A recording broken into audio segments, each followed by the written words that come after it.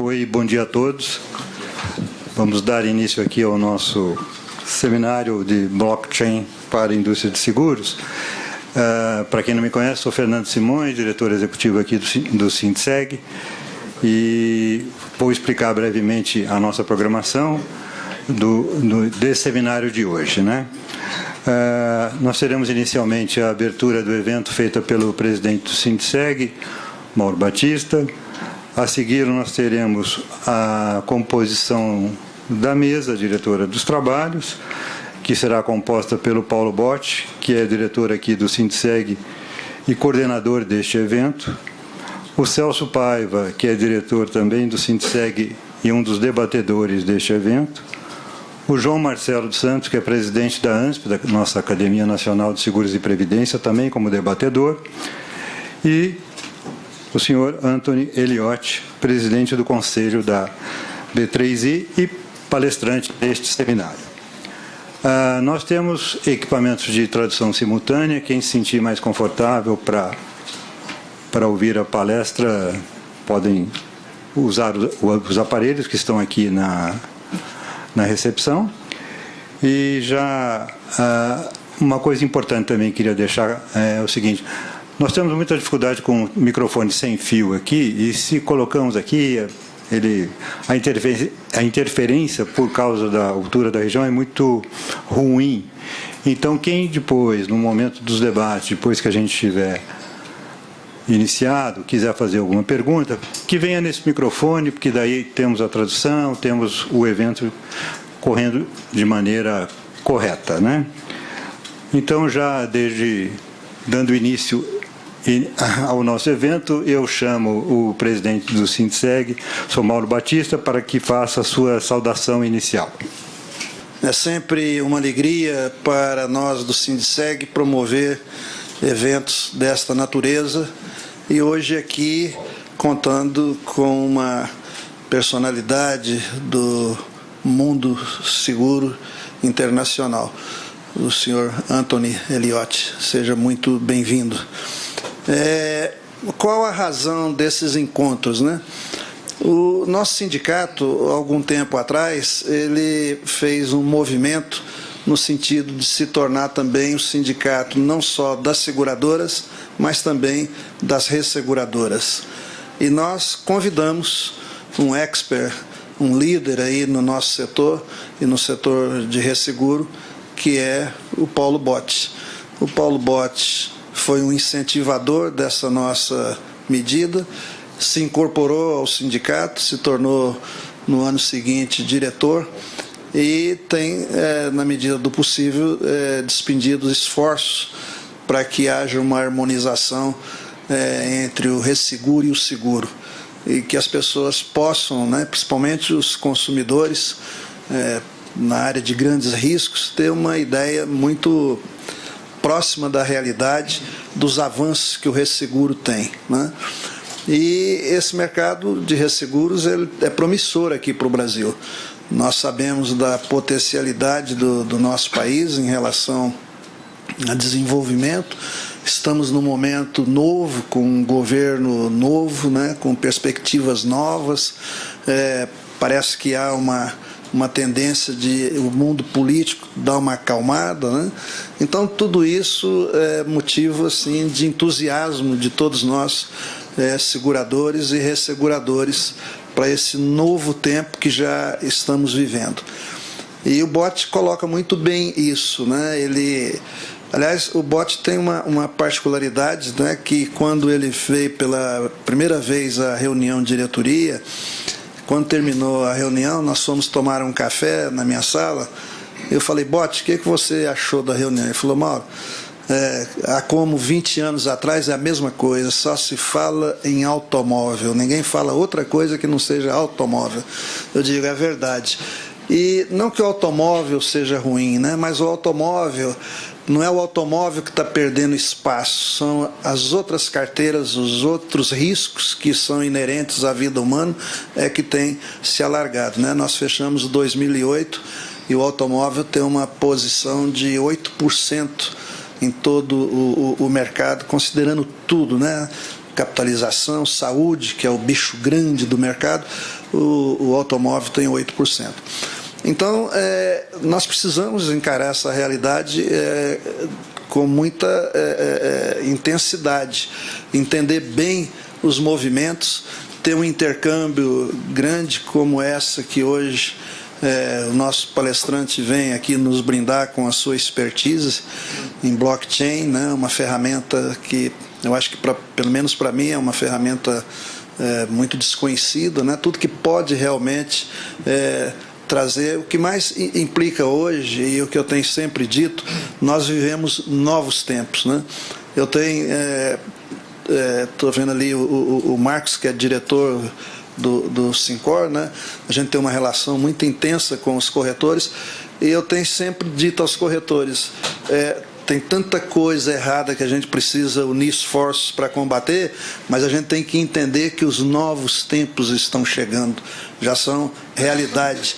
Tem tanta coisa surgindo numa velocidade espantosa, e o que todo mundo busca hoje, quando contrata uma pólice de seguro que vai se desdobrar para um resseguro, é segurança, é ter uma operação muito bem feita. Grandes riscos, precisa ter operações completas que atendem cada canto que o risco impõe. E precisa, então, de ferramentas que dão tranquilidade para quem opera, e acho que é isso que nós vamos ouvir. Então, eu quero agradecer a presença de todos, agradecer o Botti, um grande entusiasta, não só do resseguro, mas do resseguro, um grande líder aqui no nosso setor. Agradecer o Celso Paiva, nosso diretor intenso lá no Sindiceg, vai participar aqui do debate, e o querido amigo, professor Dr. João Marcelo, que é o presidente da academia, me sucedeu na academia, uma figura também muito agregadora e que vem contribuir hoje. Um bom evento, muito obrigado pela presença.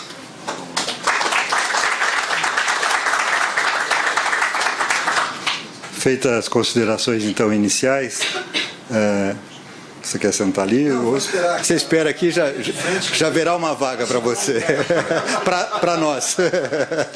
Muito bem. Então, nós vamos agora compor a mesa aqui de trabalhos, e eu convido, então, o nosso coordenador do evento, Paulo Botti, para vir à mesa aqui, por favor. Você senta lá na primeira. Convido o Celso Paiva também. Sente ao lado do Botti, por favor. Dr. João Marcelo, por favor. Senhor Anthony Elliott, por favor. Bom, muito bem. Composta a mesa agora, eu gostaria então que o Botti agora vai fazer uma explanação, explicando B3I, explicando então o currículo do Sr. Anthony Elliott, e vai dar as considerações também para que todos tenham o conhecimento.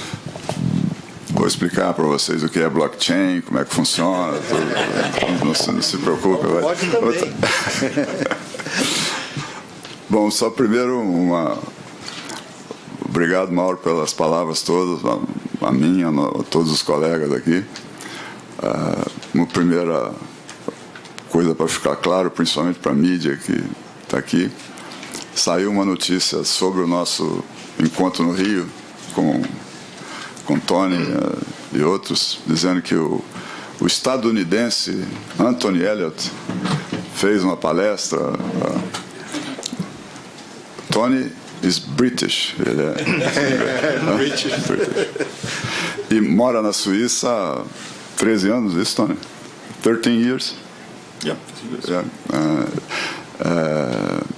É diretor da Zurich e também chairman da B3I.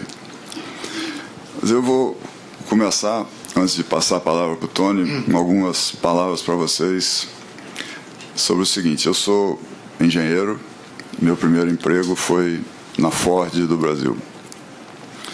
Trabalhei na linha de montagem do Galaxy e da primeira Belina brasileira.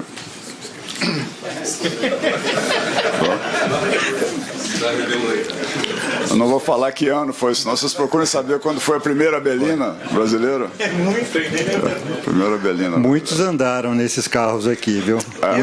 Muitos desta sala andaram. Está todo mundo escondido aqui, mas muitos conhecem muito bem. Tiveram, foram proprietários e tudo. De Belina eu mesmo fui um proprietário. Nunca tive um Galaxy, mas de Belina eu fui.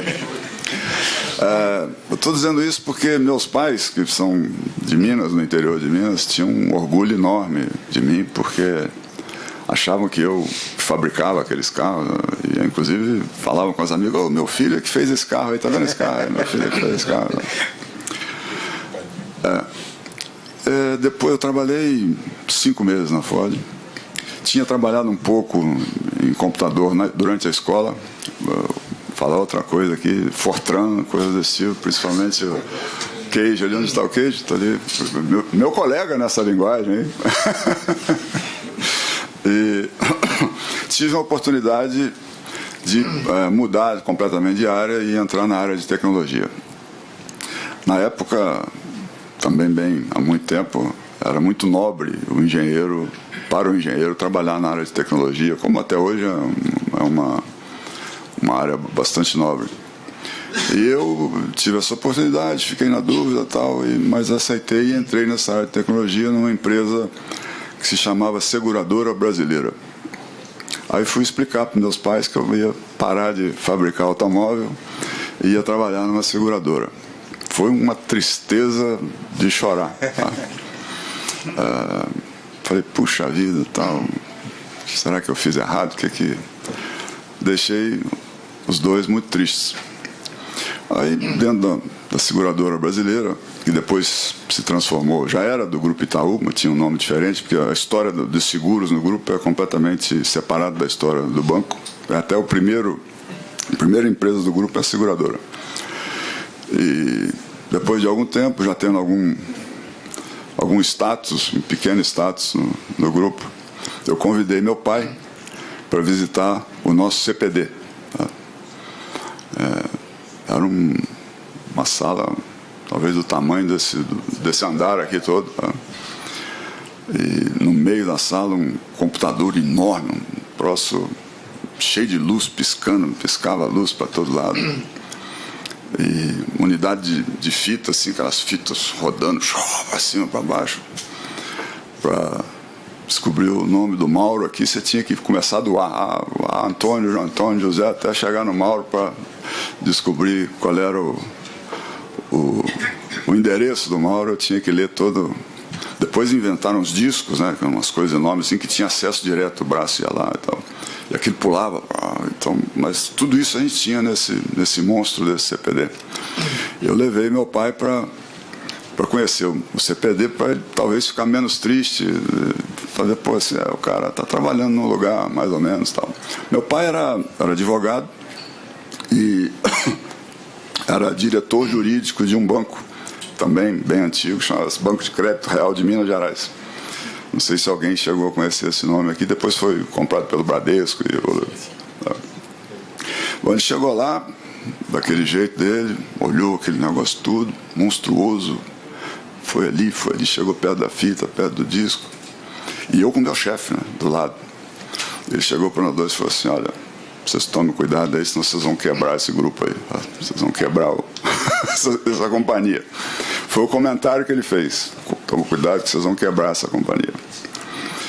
Eu acho que realmente tinha esse risco, mas nós não conseguimos quebrar o Grupo Itaú. Na realidade, a área de tecnologia do grupo, eu acho que foi uma das responsáveis pelo Grupo Seu que é hoje. Sempre investiu muito em tecnologia. O Dr. Olavo era um incentivador muito grande dessa área. E, pelo contrário, nós não conseguimos quebrar a companhia, e essa área de tecnologia contribuiu muito para o desenvolvimento do grupo. Eu estou contando essa história porque eu sinto hoje alguma coisa semelhante a essa época, onde a gente tem um negócio chamado blockchain, que ninguém sabe muito bem como é que é. A gente olha, do mesmo jeito que meu pai olhou para aqueles negócios todos, a gente olha assim para o céu, ouve falar de cloud, de nuvem, de blockchain, tá? E você não imagina o que aquilo pode fazer. Eu acredito que, por tudo que a gente tem visto em termos de blockchain, que o blockchain vai realmente ser uma revolução na área de tecnologia e com implicações bastante grandes em todas as nossas áreas financeiras, de seguro e qualquer tipo de indústria no Brasil. Por isso, acho que é uma coisa que, no mínimo, a gente deve pesquisar muito. E eu tenho aqui do meu lado o Celso, que é o responsável pela área de inovação aqui do sindicato, e uma das pessoas mais dedicadas a isso e entusiastas com isso. São coisas que a gente deve estar sempre pesquisando, porque pode até não dar certo, mas se não dá certo é bom a gente saber primeiro que não está dando certo, saber antes dos outros que não dá certo. Indo para o Tony, o nosso palestrante de hoje, a história da B3I não difere muito de um grupo de inovação como chefiado pelo Celso aqui. A história da B3I começou com uma reunião de algumas seguradoras e resseguradoras enormes no mundo, na Europa, para discutir isso que eu estou falando. Tem um tal de blockchain aí. Eu até soube hoje, fiquei impressionado, porque o Matias, que trabalha comigo na Terra Brasil, me disse que na universidade, ele se formou em 2017, já tem aulas de blockchain nas universidades. Isso eu não sabia, desconhecia, mas tem aulas de blockchain. Ele fez administração, e no curso de administração, não é no curso de TI, no curso de administração já tem aulas sobre blockchain. Então se reuniram esse grupo, um grupo de seguradores e resseguradores, para discutir isso. E foram, acho que, na minha opinião, o Tony vai falar um pouco mais sobre isso, foram se entusiasmando, e acabou se criando uma companhia. São hoje 16 sócios. Ele vai enumerar quais são as companhias. Todos os monstros de seguro e resseguro se reuniram nessa empresa de blockchain voltada para a área de seguros. Então já é a utilização de blockchain na área de seguros. Então ele é um exemplo do que tem acontecido no blockchain e especificamente na área de seguros. E é sobre isso que ele vai falar com a gente hoje. Ok, Tony, com você. Obrigado. Good morning, bom dia. So my mum, I've worked in the insurance industry for 20 years, and she still has no idea what I do. And I've unfortunately never built a car.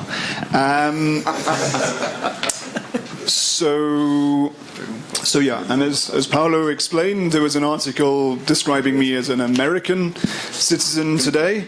I'm British. I've lived in Switzerland for 13 years, and probably it's the first time I don't mind actually people not knowing I'm British, because I'm so embarrassed about Brexit in the world today. So I'm going to take American for a little bit. That's maybe okay. Good. So as Paolo explained, so my day job is I work for Zurich Insurance Group. I'm the group head of business transformation, and I have the honour of being the chairman of the board of B3I. I'll explain a little bit more as to what B3I is, how it works, and our vision as to how this can help to transform the insurance industry. I didn't click this. Here we go. So I've never built a car, so I'm going to start by kind of explaining a different analogy. So what we have here is a picture of the marine industry. So we see here some barrels. I don't know how many years ago this is, hundreds of years ago, ships. This kind of chaos you see kind of trying to load barrels and cargo onto ships. You'll see where I'm going with this. So, global marine transport, right? And this was around even before insurance was around. No standards, highly manual, duplicated activity, expensive to manage for the customer, inefficient handling. It's risky, right? A lot of those ships went down. Poor quality of service and no interoperability in place. So this was not something which is a very good way of shipping things around the world. Now, today, full standards in place, highly automated activity. The cost of shipping things around the world is incredible, how cheap it is. If you ever buy anything from AliExpress, it's amazing how cheap you can get things from China through to Switzerland or wherever in the world. It's very efficient, quality, reliable service, and full interoperability. And it looks now like this, right? And I guess the view we have is we could learn a lot from kind of transformation of the marine industry in the insurance industry. And I'm going to come to this, but through standardization, through integration, through automation. I'll come back to that through my presentation. Good. So B3I, I'll explain a little bit about what B3I is. But our vision is to accelerate the world's transition to more relevant, accessible and affordable insurance. B3I stands for the Blockchain Insurance Industry Initiative. A little bit of a mouthful, hence we say B3I because there are 3 I's in that. And I think what I like to say my role in Zurich is about making insurance more customer-centric, more efficient and more effective. What I realize is in Zurich, I can't change the whole of the insurance market. We need to kind of work together as an industry to transform that market. But we could say that in a different way, that really B3I is about supporting and enabling how we can make insurance more customer-centric, more efficient, more effective. So what is B3I? And Paolo explained a little bit about this. So we started off as a round table of some pretty geeky IT guys. And they were saying, what's this blockchain thing? What can we do with it? And then we had some more people around the table, and then we brought some business guys around the table, and we were saying, okay, maybe there's something to this. And it started from 5 to 12 to ultimately 15 members. And we said, let's really go off and see if this can make a difference. And we put a little bit of money into a pot, and we said, let's do an experiment. And we tested that experiment in October 2017. And we said, look, we think this is working. We think there is something to this. We think this can be something which can help to drive transformation in the insurance industry.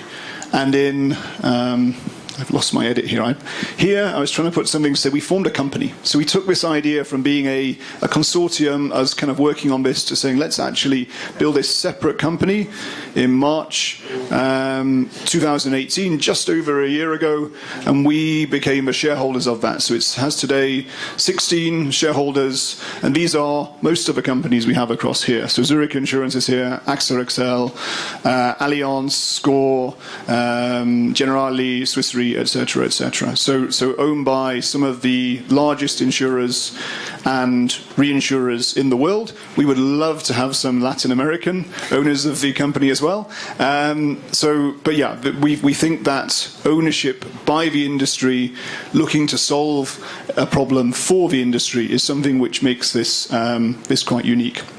So then we've been building our product. I'll explain a little bit more about what that product is, and I'll come on to blockchain in a minute. But we're basically working with even more companies, 40 market testers, to see, can this product actually work? And I'll address one thing head on. So here in the owners, we don't currently have any brokers, but this is not something where we're saying this is to change the way the relationship with brokers. And actually here, in terms of this testing, we see Willis Towers Watson, Tiger Risk, Aon actively involved in that testing as well. So we do very much encourage and want that interaction with brokers as well. I think maybe there's some brokers in the room as well. But just to say that this is not about disintermediation, absolutely not.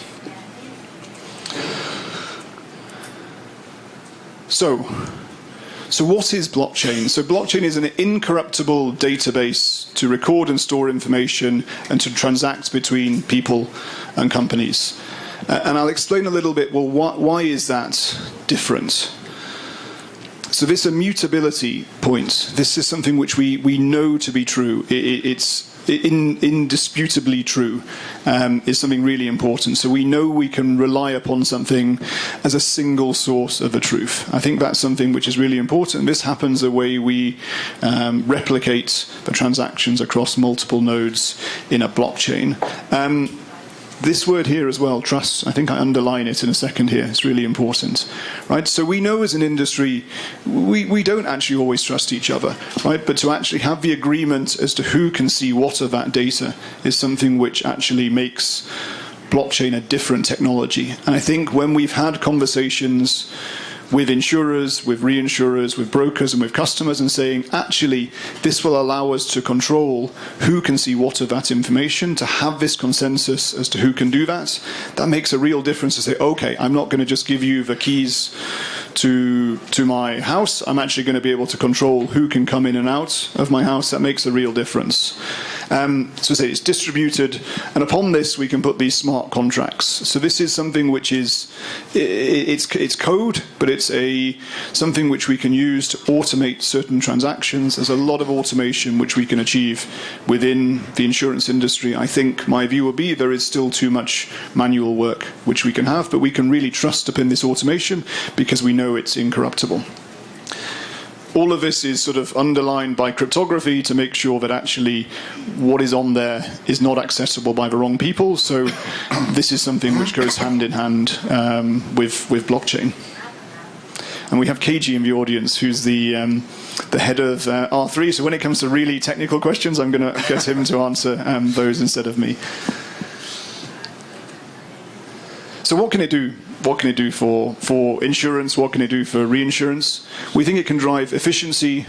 It can reduce fairly significantly the amount of processing time, servicing time, and indeed cost.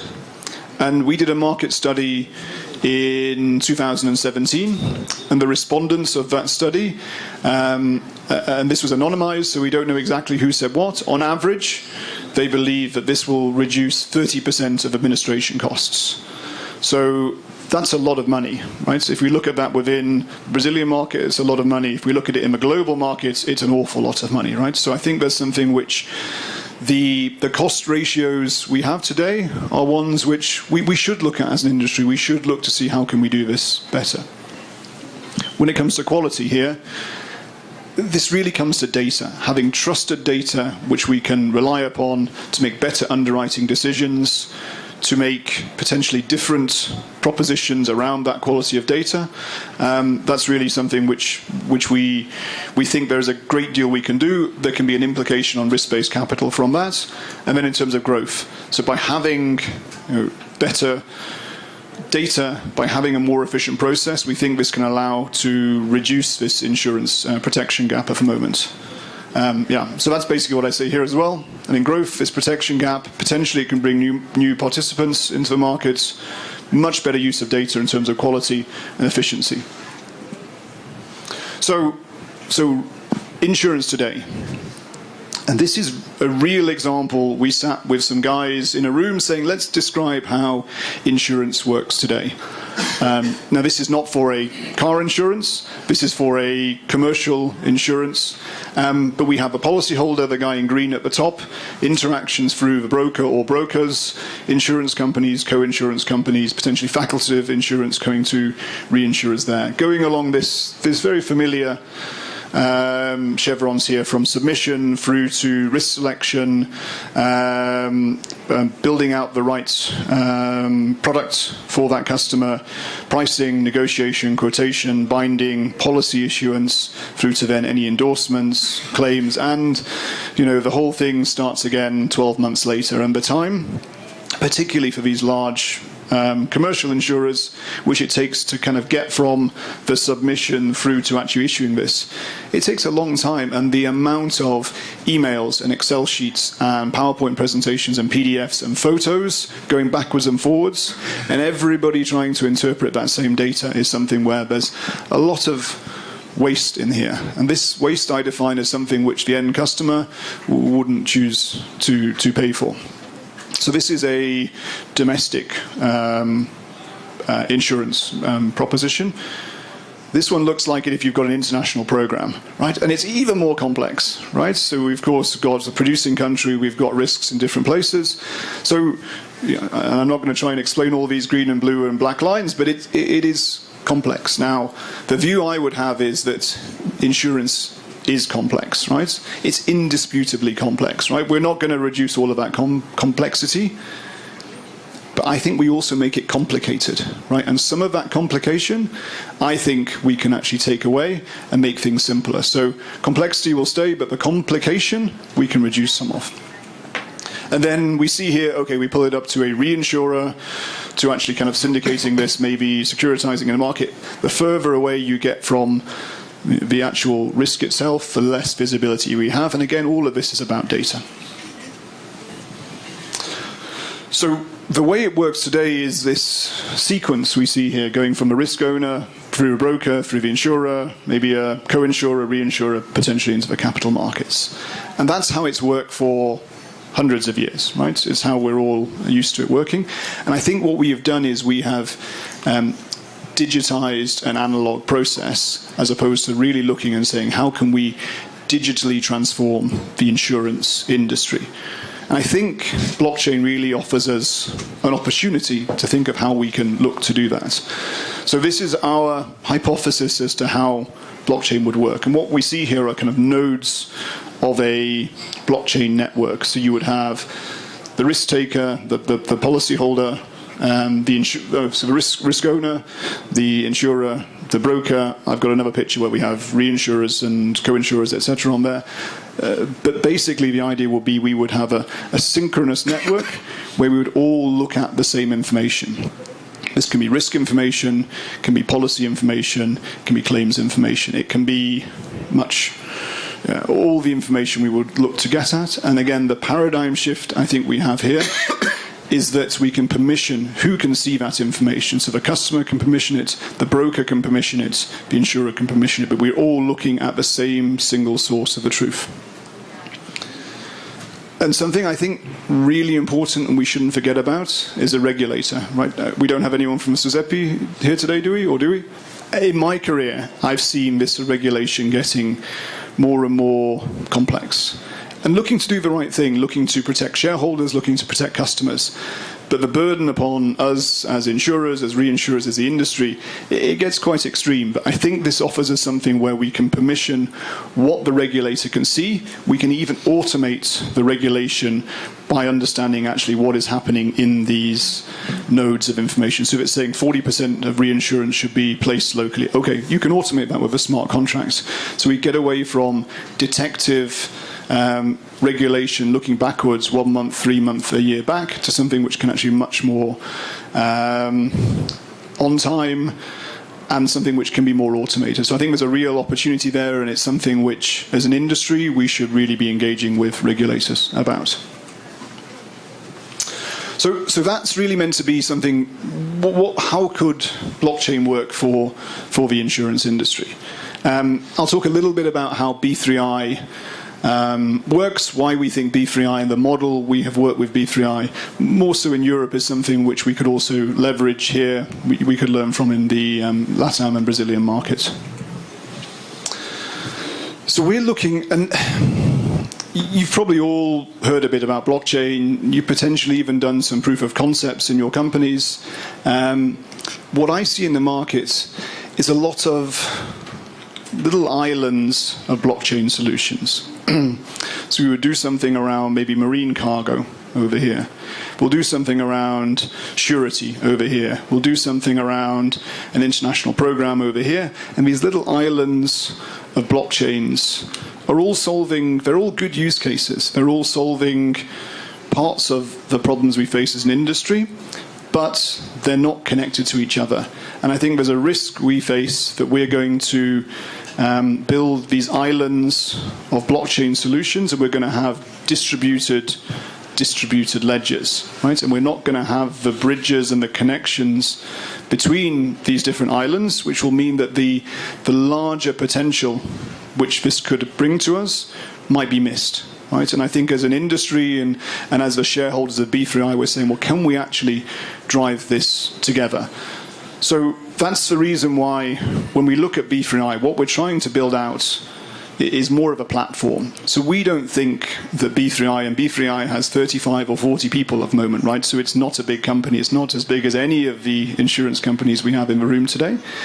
We can't build all the products which are needed here. But what we think we can build is a platform on which we can make sure that these bridges between the different islands are formed. So we will build out certain products, certain applications. I'll come on to what those are. The first one will be property cat, excess of loss, reinsurance. We're also looking to build certain commercial insurance products.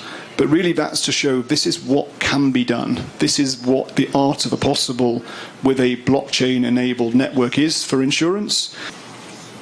Yeah. So this is saying the same thing. I think the other thing we see can be all of these participants should be involved in this, and it could be, for example, loss adjusters. Why can't they be plugging into this network as well? Why can't it also be other industries, whether that's banks, whether it's industry itself, actually plugging their information in from their own ecosystems? That interoperability is something which, as an industry, we think we need to be aspiring to. So how does that work? We look to build, and there's a number of different technologies in terms of blockchain technology. We started off working on something called Hyperledger Fabric. It kind of worked okay, but we realized actually it wasn't the best place to put it. So we actually moved it to something which we thought was more enterprise ready, something called Corda by R3. KG is the representative here in Brazil. We will build our industry model on top of this. So this would be the information model, the process, the data model, and some network services on top of this. And this could be something like, okay, understanding, is this customer real? Is this company real? There's a lot of things we do again and again and again across the industry to verify things for sanction screening, to know your customer and things like that, which can be services put here. We will build our own products to prove what can be done with a platform. And here, this is probably not to scale, because this bit is where the really big bit will be, where other people will build their partner applications, and ultimately there'll be a UI, user interface, which people will use around this. So again, we see the steps being needed to take: standardization, integration, and automation. And I think if you said to me 2 years ago, Anthony, you'll be standing in Brazil in 2 years' time explaining how we've had people from Allianz, AXA XL, Generali, Swiss Re, SCOR, Zurich, sitting in a room agreeing upon stuff, I would probably have said, no, that's not going to happen, right? We're all different. And what we've seen is we've got these guys in a room, we've given them some drinks, we've given them some pizza in the evening, we've given them lots and lots of sticky notes, and we've said, go and see if we can agree upon this. So this standardization, we have got to an agreement, right? And we're not trying to do it all in one go and boil the ocean, but by taking product by product and saying, okay, when you say that, what do you mean? But in terms of insured object, in terms of coverage, in terms of claims, in terms of perils, we've been able to agree that. And I think probably a lot of us use Accord as a information model. This is something which will be Accord compatible, but really bringing it down to something which is a physical model. So this standardization is something which needs to be done to achieve these benefits. But what I've seen is that this is achievable, it's doable. I think it would also be achievable and doable for the Brazilian market as well. So once you've done that standardization, we're not going to suddenly get rid of all of our legacy systems. That's not going to happen overnight. So actually there will be some work around integration. Again, we know that integration is possible. We've done the standardization to know what would we transform to, but it does need to be integrated. One day, I have a vision that we will actually build native applications on a blockchain, but that's not going to happen overnight. I mean, I think Zurich has... I shudder to think how many tens of thousands of applications. It would cost us billions to change all those. But when we build new ones, we should be looking to build those onto a blockchain native way. And then automation. And this is where we really get the benefits by applying that smart contracts, that logic onto the data which we have, which will allow us to actually drive much greater automation. And one thing I think we should be aware is we're really at a tipping point in the amount of information available to us as an industry. So in Zurich, I do quite a bit of work looking at the Internet of Things. We're looking at how we can get information out of buildings, how we can get information out of machines, and the data you have from these billions of sensors we will have, where you're getting some data every second or multiples of seconds, goes into terabytes. So it's different to the submission data we get today, because we will have many times more data. So actually, the scale of a problem we saw in the diagram with all of the spaghetti actually gets even more complex when the greater data we have. And that's something which can allow us as an industry to offer better propositions, better services to our customers. So I've talked about some of this stuff. I think it can bring contract certainty, a big admin cost reduction. The time, the lead time, the cycle times can really come down. Better underwriting, an implication on operational risk capital, and lots more automation. It says here cash allocation, it can be claims, it can be endorsements, it can be much, much more. So I think the potential for automation is huge. So I talked before about the products that we were building. The first product, and this is, so I said we've seen a lot of proof of concepts. Lots of proof of concepts in the industry. We, B3I, are beyond proof of concept stage. We are piloting with real companies using real data to see this is working. So we're almost ready for that to go into production. It will go into production on the 30th of September, so we can use it for 1/1 January 2020 reinsurance renewal. So the first product is property cat excess of loss. But we will use a foundation of that to actually build out also insurance products, commercial insurance products as well. And these pieces, in terms of them, more premium management, claims management, will follow soon after. But we're really trying to follow a MVP. I don't know if anyone's read The Lean Startup by Eric Ries. Fantastic book. Really recommend it. But this build, measure, learn. I've built far too many systems in my life where we spend 3 years building it. We spend tens of millions of dollars. And then we realize it's not what the customer wanted. So that's not how we're working. We're really building things out, testing it with the market, with insurers, reinsurers, and brokers to make sure this is what is actually needed. And these are the guys who are doing that first wave of testing. These are the guys who are actively involved. And I'm not going to go into a demo here. But if you want to kind of have a look at the demo, there's a YouTube clip there. It's a little bit out of date. So we've got the guys working hard on actually developing it. And we said, well, should we kind of build a new YouTube clip? And we said, hang on, that's probably not the MVP. We'll do that once it's built. But we built a much, much nicer user interface in the meantime. So we're really getting there on that. So what you see on there is, you get the idea. It's going to look much nicer by the time we actually put it into production. It already looks much nicer. And I'd be happy, and we had a conversation with some of the reinsurers yesterday also to do a demonstration over a web conference if people would like to do that and dial in. We can get the product owner to show where we are today. So that's the P&C reinsurance. First comes property cat excess of loss. We were talking yesterday to say, well, okay, what's the difference to just general property excess of loss? The bit I think interesting to this group of people is commercial insurance. And actually for Zurich Insurance, that's the thing which is interesting to us. The way we buy reinsurance is quite... We do most of the complexity internally, and then we buy a relatively refined reinsurance program.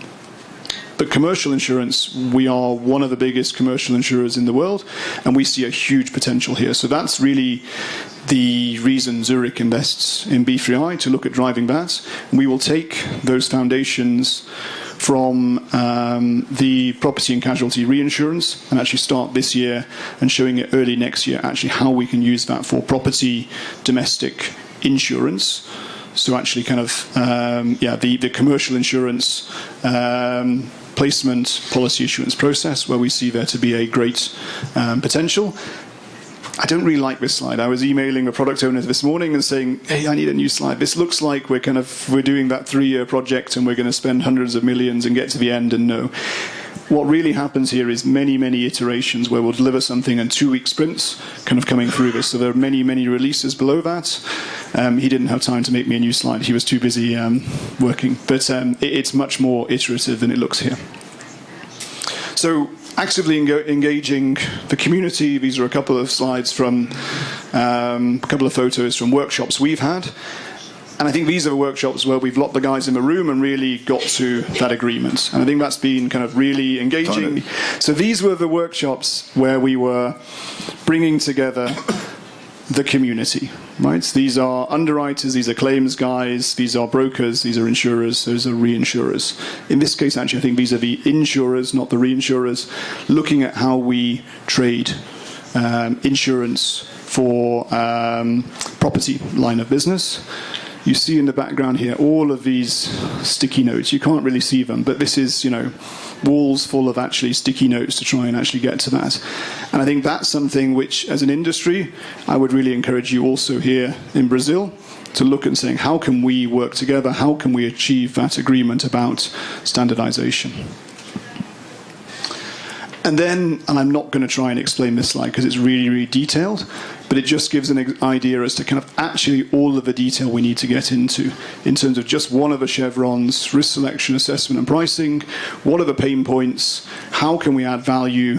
What are the challenges and what are the enablers? So there's a lot of work which comes behind that to actually get to something which we think can deliver value to the insurance industry. So there's a lot of hard work. This is really where, in a sense, actually building this thing in a blockchain, that's not so much the hard bit. This piece of agreeing how we get to that standardization, how we will add value, what those challenges are, how we prioritize it, that's really where we see the challenge. And then actually writing the code, that's not so much the challenging piece, but actually getting that agreement across the industry, I think, is a piece which has been challenging. And so for commercial insurance, this is a little bit easier to read than the last one. These were the things which people fed back and said, look, this was where we saw value could be added. So top one here, and it was mentioned 56 times in the workshop, was latency due to inefficient collaboration and fragmented communications between, I think, mostly the broker, the insurer, but also risk engineers, etc. So that's where they saw that, but lack of transparency in the process and decision-making, inefficient data exchange. And I was a little bit surprised that wasn't more.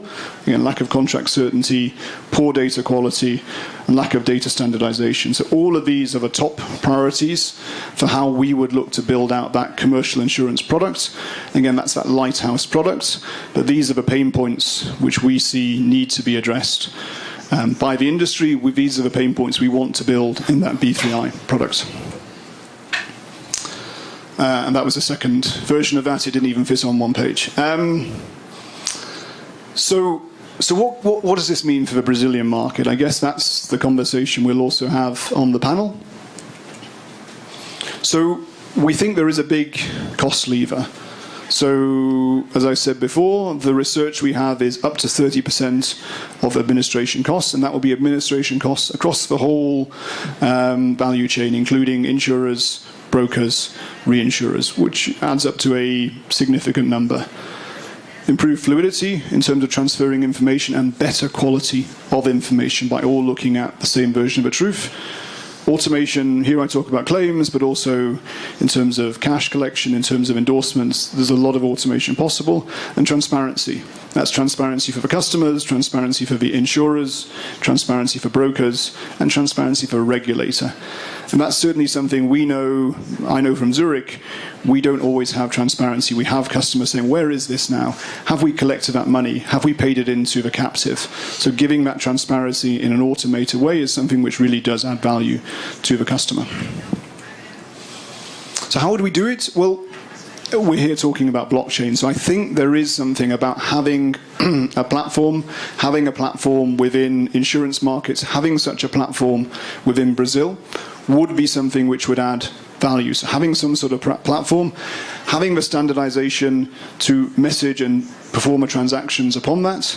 So we think having this industry standardization, joining things up across the industry is something important. And that's why actually Zurich lets me spend time on this. So Zurich pays my salary, not B3I, but actually to drive that standardization we see as being something important. And the board of directors, of which I'm the chairman, I have 8 other board of directors members who are really senior guys from those big companies. They're spending at least a day a week working with this little startup to say, how can we drive that message? How can we join things up across the industry? And I think each of those companies really sees the opportunity here, which is why we are working on that. So I think that's a little bit why B3I is different versus all the different blockchain providers. And it's built upon a sort of solid foundation in terms of that Corda network. So we have a community model, and this is really where we're also educating a bit, explaining kind of what the art of the possible is, We do run some conferences. There's a think tank, but also we publish white papers. So if people are interested in getting involved in that, I've got Ken's, he's our Chief Marketing Officer's email address there, Ken Mark. This is really where we're engaging the community. And that's actually how we got to know Paolo Botti, through this community membership program. So I think that's something where building that community has been helpful. And the other thing has been we have this evaluation program, so actually testing our first product. So we have this evaluation plan. So we're working now on property cat excess of loss, but then we will start to work on other contracts. And this will both be reinsurance ones and commercial insurance ones. And we would really welcome then engagement from the community to actually test our product, to not just test it, actually really feed input into how this should be. So those workshops, which I was talking about, saying this is a problem we want to solve. These are the pain points which we see in the industry. These are the features which we see should be there to actually enable this transformation. So I think it gives that early access into that. So we would welcome input into that. We would love to say, let's prioritize Brazil as one of those markets. So we need to prioritize. We can't go and solve this in a pan-galactic global way. We need to select certain markets where we'll make this work and follow that MVP principle, build, measure, learn, and then move on to other markets. So this is a way we're engaging. I think it's something which has been quite interesting. And you do learn also about how to deploy the technology. And that's something which is not always straightforward. You put it in the cloud, a little bit easier. Deploying it on-prem, when you've got the kind of dinosaurs in the technology team, sorry if any of the dinosaurs are in here, who are kind of paranoid about the cloud, paranoid about new technology, getting it through them we know takes a little bit of time. We have a cloud council in Zurich, and new things are always sort of scary to those technology guys. But we know it can be done. I think in 20 days we can spin up a node, and there's a lot of experience which can help in terms of doing that. So in summary, and I think the other thing, I haven't talked so much about it here, but the insurance market here is growing, right? And coming from Europe where, despite Brexit and everything else, there's not a lot of growth, right? But the growth here is really exciting, right? And I think you can look and say, well, while we're growing, let's look at enhancing how this works. And I think that's a great opportunity. There's a protection gap here where we can do more insurance as well. And actually doing that in such a way that it is, I like to talk about doing things faster, cheaper, and better, right? I think blockchain can enable us to do things faster, cheaper, and better. We'll be here to help, B3I. I think that's something where we have a model, we know about working together as an industry, and we've learnt some lessons about how to do that. We see a big lever in terms of expenses, and I think I've taken this slide from my presentation to CNSEG. We talk about reinsurance market, but I think the same would apply for the insurance markets. So actually creating that kind of insurance market, trading risk on such a kind of platform as well, will be the vision we would see more broadly, but I think that would apply in Brazil as well. Okay, that's all I've got to say. I think we then start to take questions, right, Paulo? Yes, that's right. Okay. Vocês podem agora começar. Você talvez, Botti, quisesse fazer uma primeira pergunta, João Marcelo, e vocês agora são os comandantes aí. Eu acho que agora nós vamos passar para o Celso e o João Marcelo comentar e perguntar se quiser. Mas antes eu queria fazer um pedido especificamente ao Keiji e ao pessoal da R3 Corda. Vocês foram muito citados aqui, tá? Então acho que vocês têm direito de resposta, tá? Então eu pediria a vocês, dentro do debate aqui, se de uma forma bastante rápida pudesse falar um pouco sobre blockchain e sobre a corda. O R3 é a plataforma especializada em blockchain. Eles dão o suporte de blockchain a qualquer tipo de aplicação. E B3I é baseado na plataforma Corda. Eu acho que vale a pena, se você quer falar. Não precisa ser agora, eu te chamo no momento oportuno. Vou primeiro passar a palavra para o pessoal aqui. Celso, obrigado. Bom dia a todos. É um prazer ver a nossa sala aqui quase que totalmente lotada, embora na minha cabeça, eu achava que essa sala ia ser muito pequena para comportar todas as pessoas que deveriam estar aqui pelo grau de importância desse tema para o nosso mercado. Ao mesmo tempo que eu fiquei muito contente com a explanação do Tony, porque eu comungo quase que na totalidade com aquilo que ele expôs, eu fiquei muito frustrado, porque simultaneamente às reuniões que estavam acontecendo lá na Europa, a gente já tinha aqui pelo sindicato um espaço para a gente discutir os mesmos temas, e eles cresceram numa rapidez muito grande, e nós continuamos ainda nos reunindo aqui mensalmente num comitê de inovação e tecnologia, e a participação ela é muito ainda pobre, no sentido de que eu sei que todo mundo aqui tem seu dia a dia, compromissos, mas o grau de importância que esse espaço deveria ter para o nosso mercado, ele não está sendo encarado e nem prestigiado com a riqueza do tema. A gente se reúne aqui mensalmente, a gente fica falando muito de como a gente poderia descobrir um tema que fosse comum a todos. É claro que todo mundo aqui, como na Europa, não quer discutir sobre segredos industriais, cada companhia tem o seu, mas a gente fica pensando assim, o que todos nós juntos poderíamos criar para que o nosso próprio mercado pudesse se realimentar de informações. A gente bateu cabeça aí durante um ano e meio nessas nossas reuniões, e a gente descobriu um tema, talvez um pouquinho diferente do que o Tony comentou aqui, mas que seria de interesse de todo mundo, que seria a prevenção à fraude, né? Nosso mercado é muito suscetível a esse componente, fraude, né? E a gente está nesse comitê tratando muito especificamente sobre esse assunto.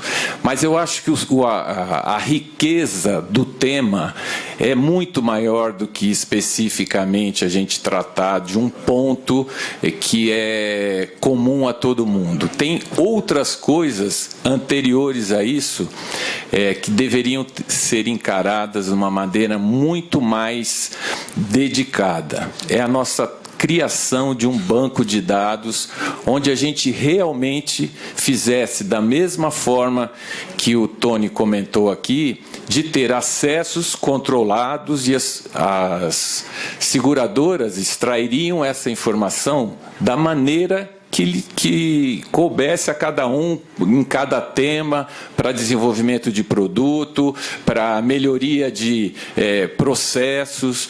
O nosso mercado hoje, ele investe em tecnologia quase que exclusivamente para melhorar a automação, o dia a dia, as rotinas das seguradoras. A gente ainda não está numa fase em que todo mundo junto pense em inovação, em quebra de paradigma, para que a gente possa juntos oferecer melhores serviços, estarmos muito mais próximos dos clientes. Claro, não dá para a gente fechar os olhos e falar que não vem aí um consumidor que vai consumir o nosso produto de uma maneira completamente diferente. Nós aqui, dinossauros, eu vejo algumas pessoas aqui que são bem mais novos e que não se enquadram nessa categoria, mas quando o Tony falou de dinossauro, eu vesti o chapéu, né? Eu acho que esse tema é rico demais, e o nosso mercado está muito, muito, muito ainda primário, no sentido até de discutir essa importância. É lógico que todo mundo já utiliza da tecnologia, mas em termos de inovação, de estrutura, de a gente usar a tecnologia a favor de nós mesmos, a gente ainda está muito pobre, né? Então, eu vou passar a palavra para o João, mas quero só comentar duas coisas que eu acho importantes. Nós começamos o nosso Comitê de Inovação e Tecnologia com uma apresentação sobre blockchain, né? Veio aqui uma pessoa especializada de uma empresa especializada em blockchain e deu uma aula para a gente. dali para frente, a gente ficou patinando durante um bom tempo como que a gente poderia criar um banco de dados, e muito pouca coisa de lá para cá foi amadurecida, né? E sempre que a gente falava de melhorias, de inovação, de tecnologia, a gente sempre esbarrava, mas como que o órgão regulador vai nos permitir isso, né? E a gente ficou patinando muito tempo de falar como a gente poderia vender nosso produto de uma maneira mais simples, mais automatizada, com uma interação muito maior, tanto da seguradora, do corretor e a própria interferência do segurado, e não evoluímos em nada. E a verdade está que, sem um rico banco de dados, a gente não pode fazer nada. Então, o nosso mercado precisa amadurecer, a gente precisa trocar informação. A gente hoje, como seguradora, às vezes quer falar com o segurado para passar uma mensagem, a gente não tem nem o telefone direto do segurado, a gente não tem o endereço dele de e-mail. Ou seja, se a gente não se unir, seguradoras, resseguradores, corretores, a gente não vai encantar os atuais consumidores do nosso produto, muito menos ainda desse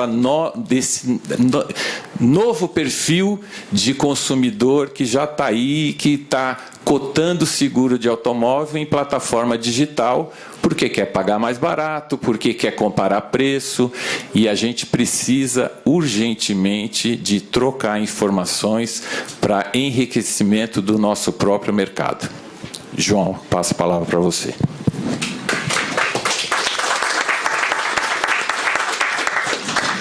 Obrigado.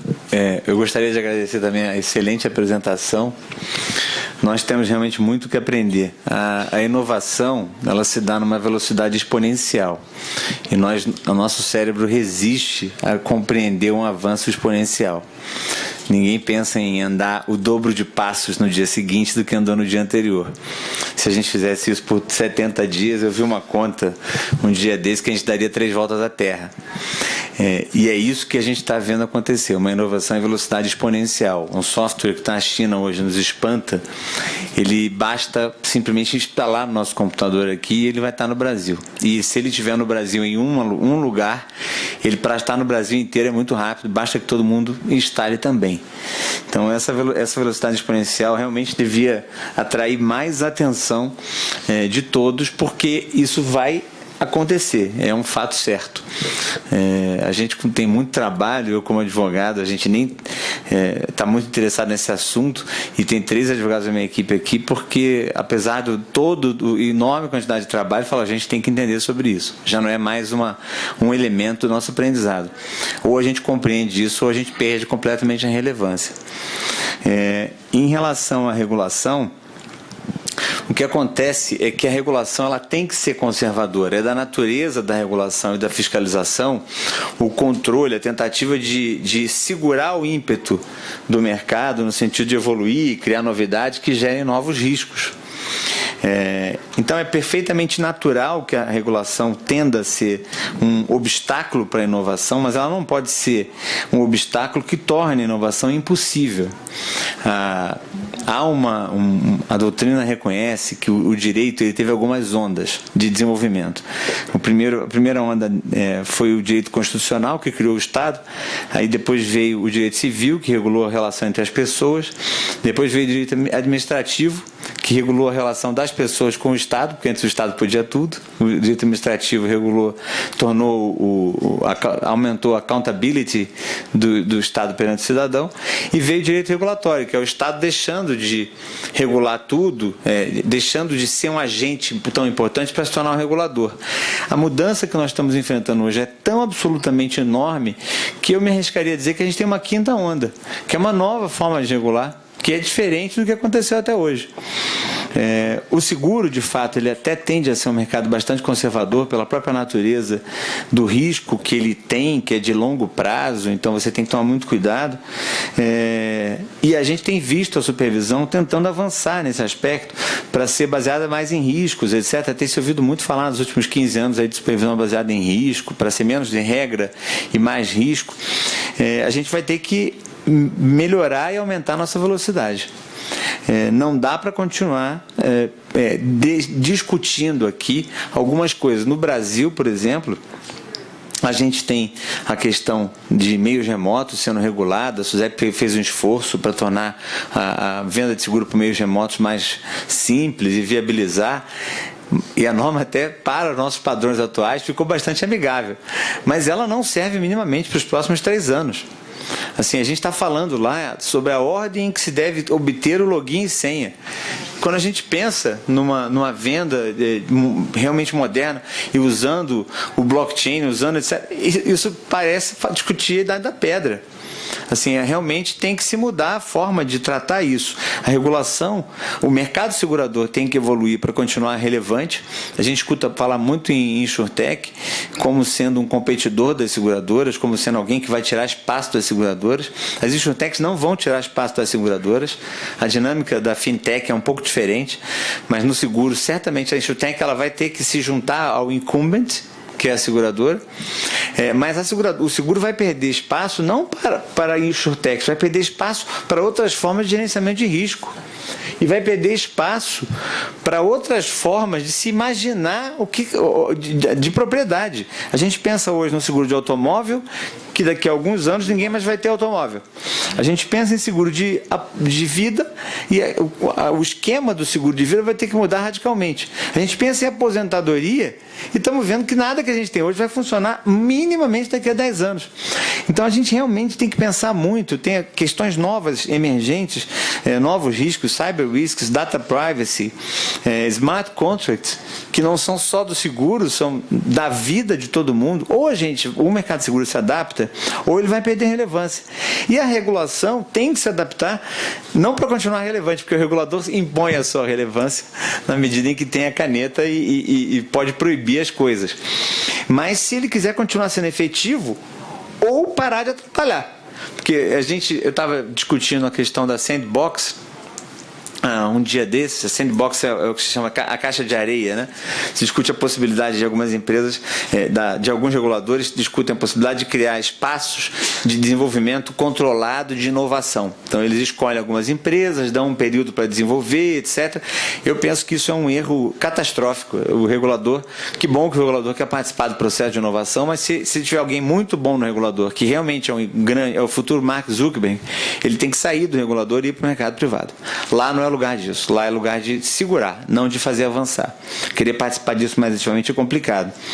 E a gente vê assim, a necessidade da regulação mudar o parâmetro, mudar completamente o paradigma, porque é o que eu disse até no artigo que eu escrevi. O melhor cenário para a sandbox é ela não acontecer, para o regulador deixar que a inovação aconteça. Tem um segundo cenário razoável, que é não dar certo.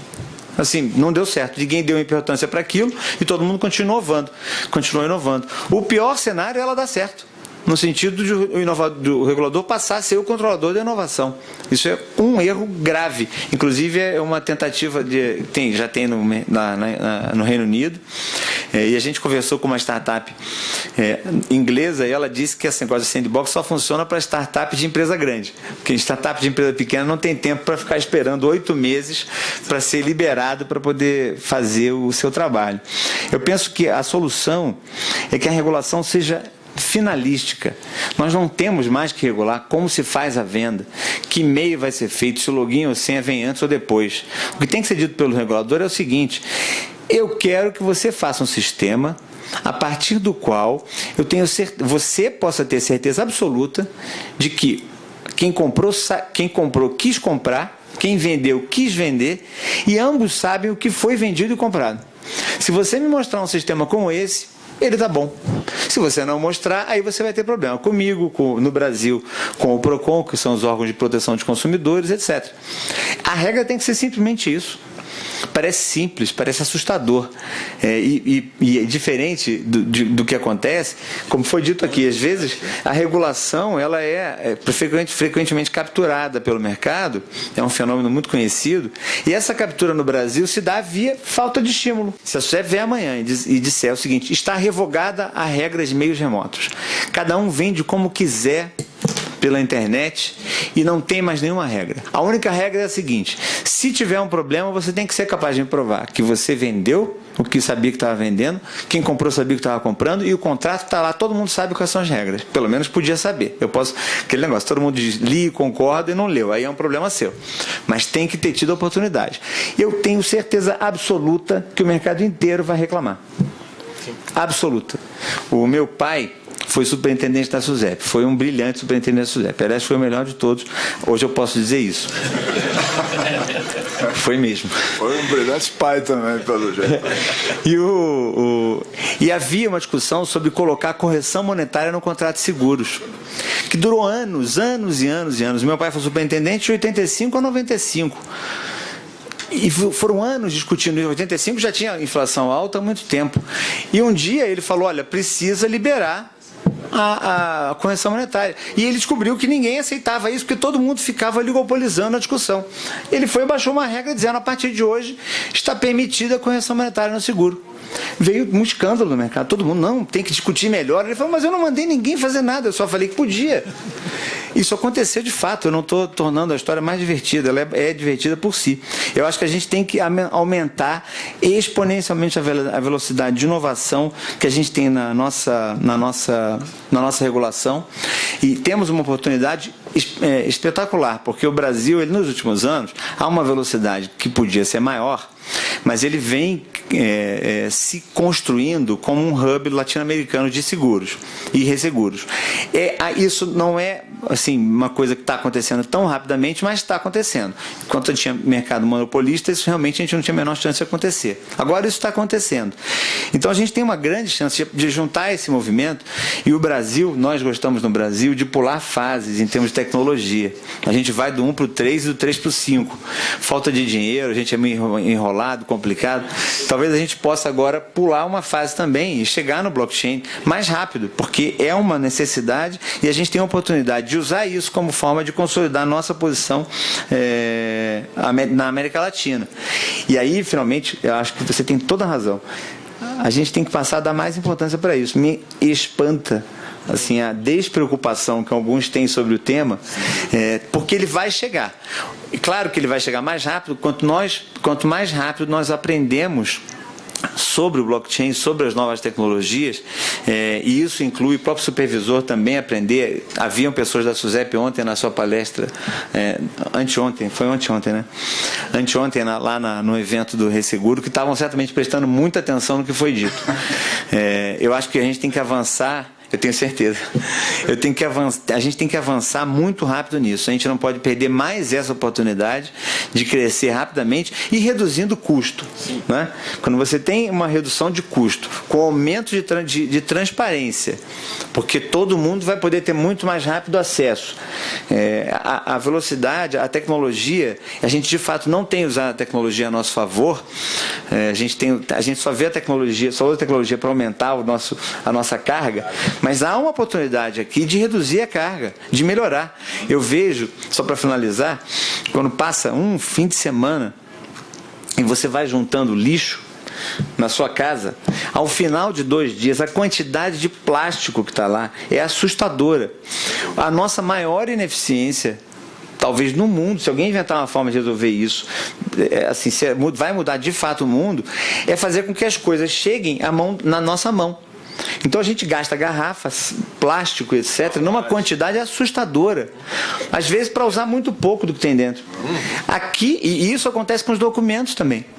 A gente usa papel e e-mail numa quantidade absurda para chegar a um resultado que é 7 pessoas terem acesso ao mesmo documento. A gente tem aqui uma oportunidade de simplesmente cortar todo esse dispêndio de papel e de e-mail, porque hoje a gente já está no e-mail, cortar o e-mail e dizer o seguinte: já está feito o contrato, conforme a gente começou desde o começo, está aqui embaixo o link, ou enfim, a forma de acessar o contrato. É uma grande oportunidade, a gente tem que aproveitar isso, e acho que a gente está no momento certo. Eu tenho certeza que vai aproveitar. Eu acho que só se todos aproveitassem, ia aproveitar mais rápido. Agora, se não aproveitarmos tão rápido assim, pelo menos um grupo vai atropelar o restante, com certeza absoluta. Com certeza. Obrigado.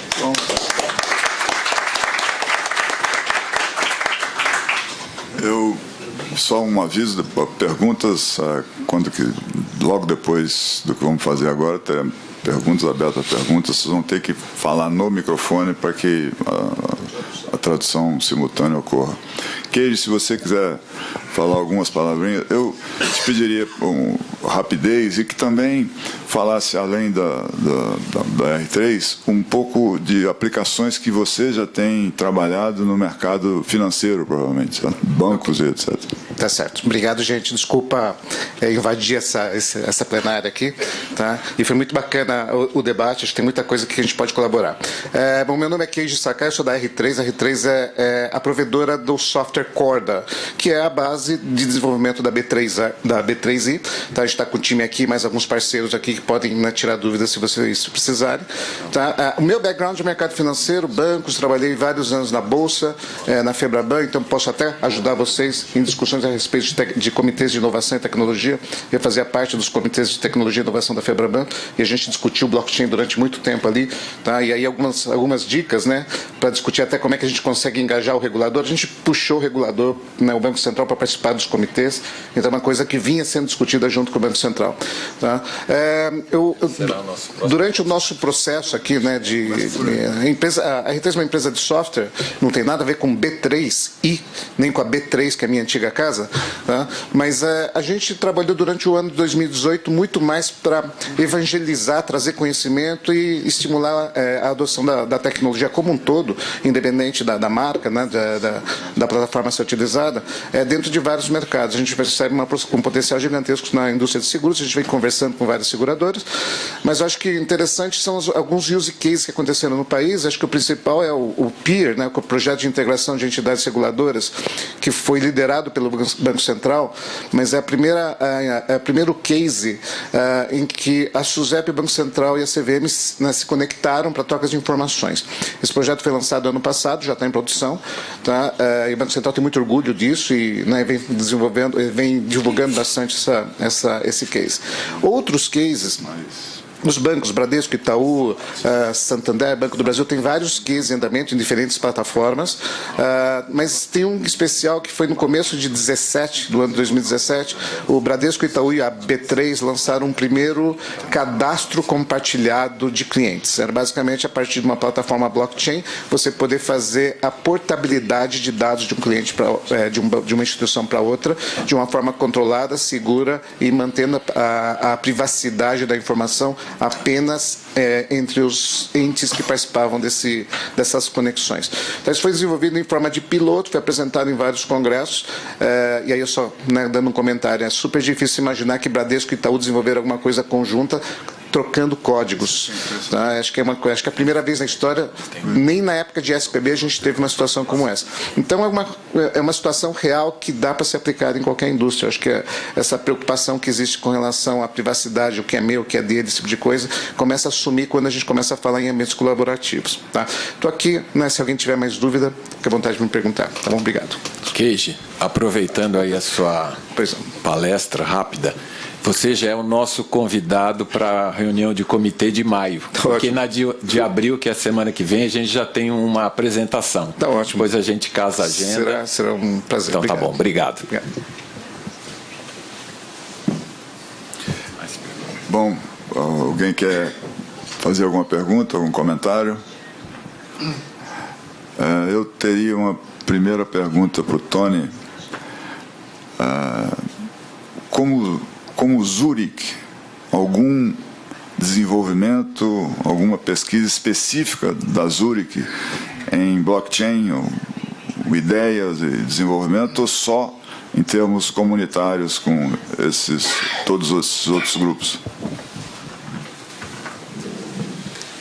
So I think Zurich, our view was exactly this piece, to say, to get the benefits out of blockchain, we need to work together as an industry.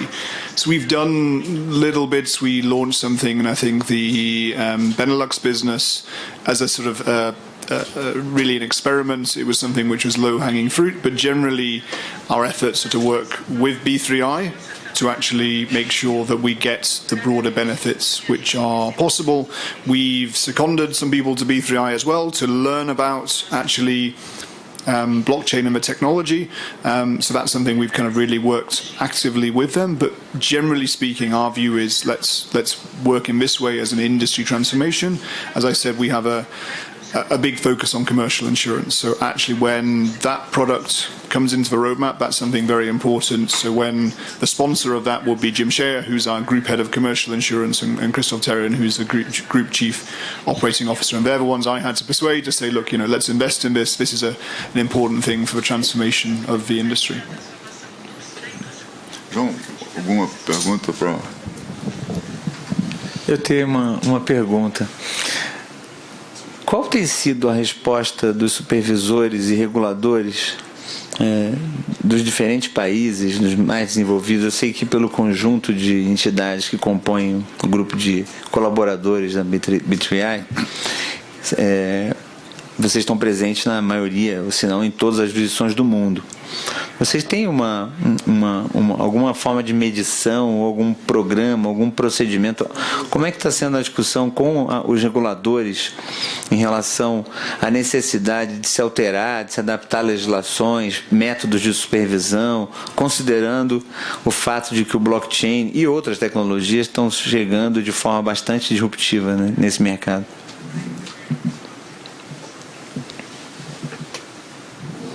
So, I think the principal measure I have on this is whether it's causing... Let's just turn this down so I hear myself in Portuguese. But it's very confusing.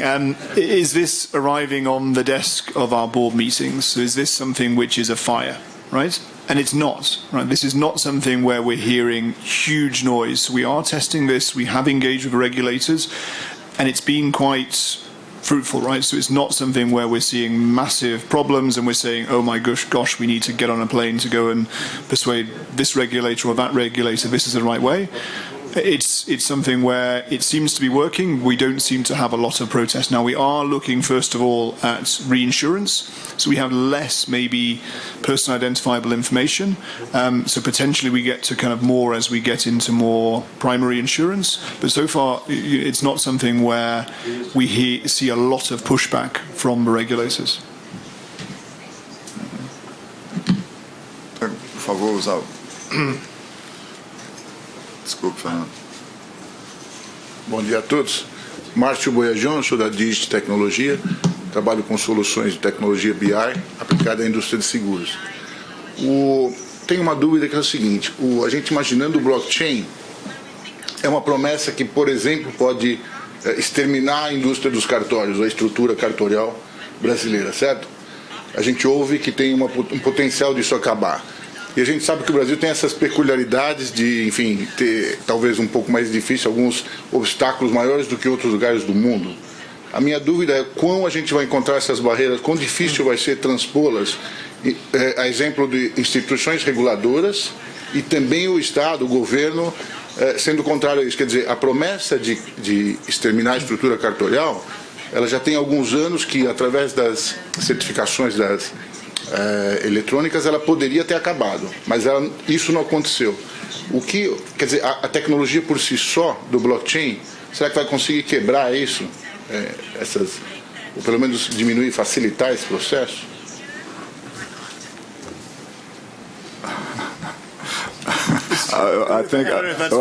Eu acho que o João Marcelo poderia ajudar o Tony nessa resposta aí. Vou fazer um comentário preliminar para ajudar o Tony nessa resposta. Eu tenho... Você podia começar explicando para ele o que é o cartório. Tá? Bom, é um bom momento para falar de complexidade do nosso país, que é um país... Eu estava agora há pouco em Londres conversando, a gente tinha um americano e um inglês, uma pessoa de Londres.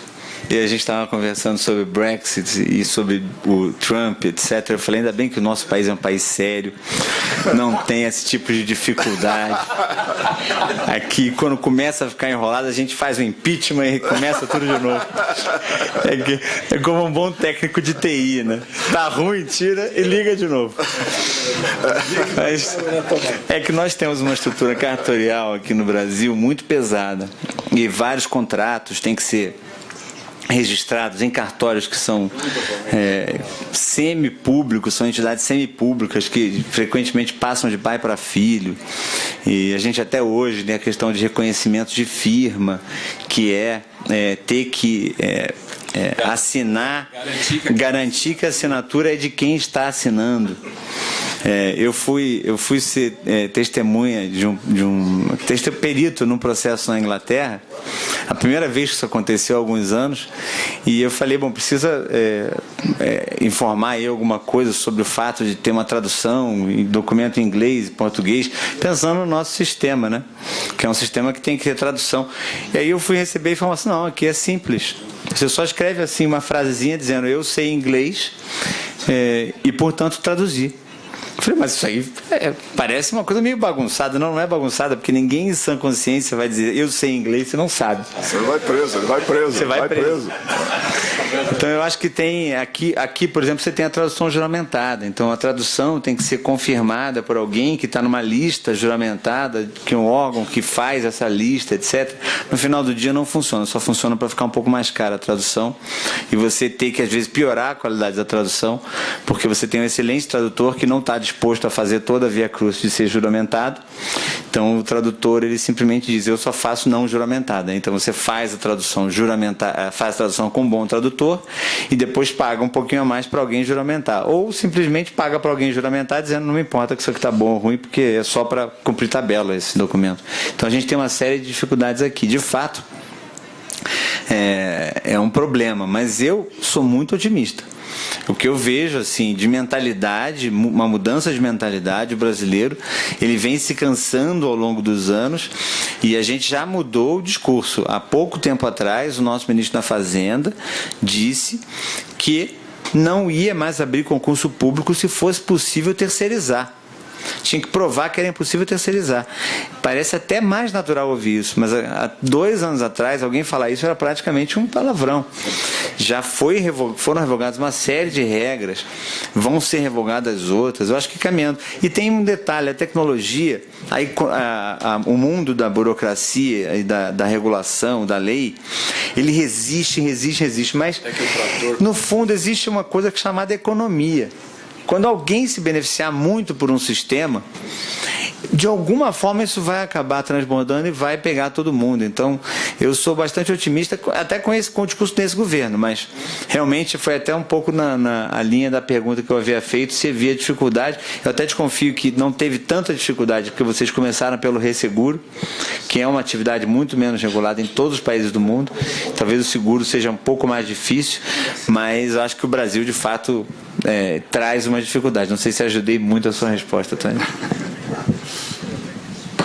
I think you did, right? But I guess my view is in terms of what was it called, the Cardoso or Cartorio, and it's very similar in Switzerland, right? So for B3I, I have to go and put wet signatures for every time I have a board resolution or an EGM or we want to issue some shares. So I know that, and actually I talked to the notary in Switzerland and said, guys, this is perfect for a blockchain, and they're actually looking at it in Switzerland. So it's a very good use case. Now, the difficult thing about all of this, it's the same thing the guys in the pictures around marine cargo faced. It's the same thing all of the industries which have been transformed faced, was change, right? Change is all about people. So it's not the making it happen and digitalizing it, that's a little bit difficult, but changing the way we're doing, that has an impact on some people, right, who maybe would have different jobs because it could be more automated. But you still need some of those services. You still need lawyers, you still need the translators. So it doesn't mean to say that it all disappears, it just means that actually you have a digital record versus something which is recorded in a big book somewhere. So I think it's a great use case, and using that can help us then to actually understand, what are the companies, who are the directors of those companies, what are the buildings, what's happened in terms of changes in those buildings, which are things which are very useful to us as an insurance industry. So all of those changes around us can then be information we can use. So, but yeah, I think the simple thing is, yes, it's a very good blockchain use case. Making that use case happen is about change, and that's about people.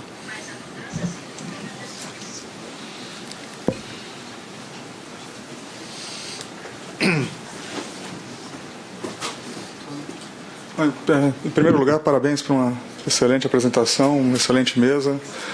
Um pouco esperado porque que essa mesa seja incrível, porque eu acho meu pai o melhor coordenador de mesa que já existiu. Eu preciso encontrar alguma coisa que o meu pai fez para falar do meu pai também.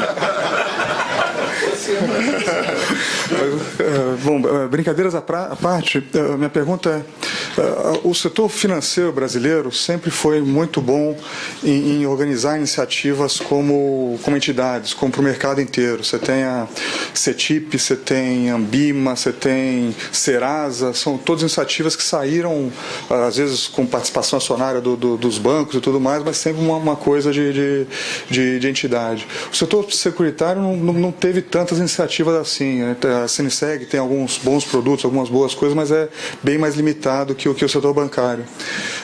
Então, pergunta para a mesa, você acha que esse blockchain, essa iniciativa, seria uma oportunidade para o setor securitário organizar alguma coisa como setor, como indústria? Obrigado. Eu faria essa pergunta não só para o Tony, mas para o Mauro também.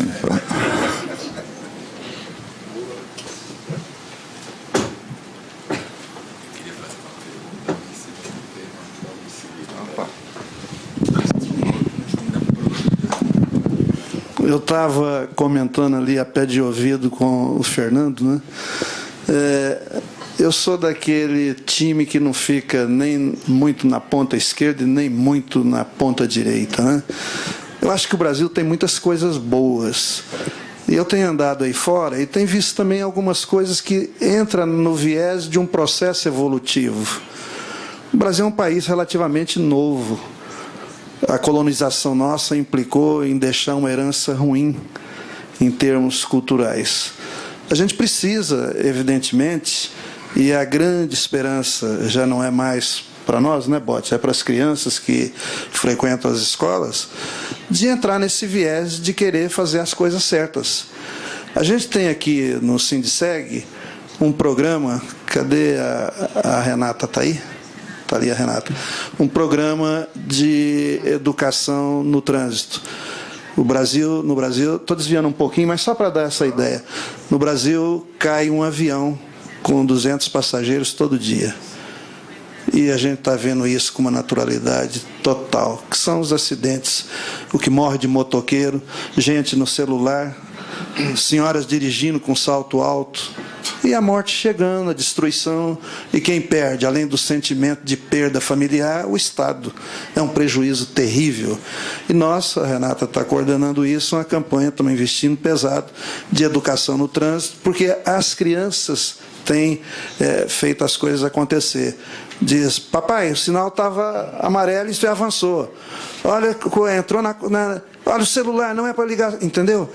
E isso é uma coisa que tem tudo a ver com a pergunta do Bote. A CNSEG, né, e por extensão a FENASEG e os sindicatos estão imbuídos realmente, e a gente pode ver nas nossas salas aí a quantidade de material didático que tem, imbuídos em fazer com que o seguro se modernize, que o seguro, a nossa escola, eu sou conselheiro da escola, a Escola Nacional de Seguros, os nossos diretores viram o Bote com a nova gestão agora, Fernando também, o que está se pensando em fazer com que as coisas venham a acontecer. E tem um fator que é muito importante nisso, e o COSAC ali também, que faz parte do nosso time, sabe disso. A chegada das seguradoras estrangeiras no nosso país. Elas têm trazido essa mentalidade de desenvolvimento tecnológico, regras que devem perdurar dentro e ser praticada dentro das entidades. Então, sem ser, na sua colocação, Bote, sem ser um grande otimista, eu acho que tem toda a condição da gente, num espaço de tempo que não é estalar de dedo, mas que a gente vai conseguir. Eu acho que as coisas têm sido feitas, acho que ferramentas modernas têm trazido efeitos. Agora, nessa grande chamada de modernização, a gente também tem que ter alguns cuidados. Nem tudo vai ser resolvido com aplicativos que surgem de uma hora para outra e que pode trazer conflitos também, né? Então, é isso. Obrigado, mano.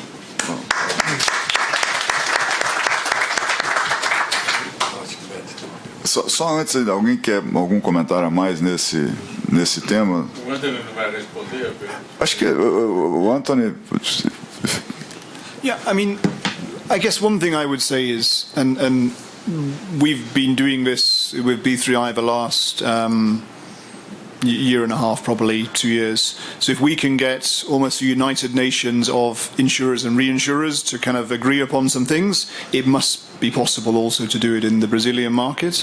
And my advice is to sort of choose something, choose a small problem, and break things down bit by bit. So if you try and say, well, let's do this for the whole of the insurance market, no chance, right? It's boiling the ocean. But if you do it for a small problem, one which you can all agree and say, yes, this is something which is a problem for us, let's look at how blockchain could solve this. And the same applies for anything, right? Whether that's looking at how AI can solve things or how, other things which are not so digital, right? There's a bunch of stuff we can do which are non-digital, and then say, okay, let's really do that, build, measure, learn, and then deliver that thing, and then move on to the next one. So really that's how I see that we have success.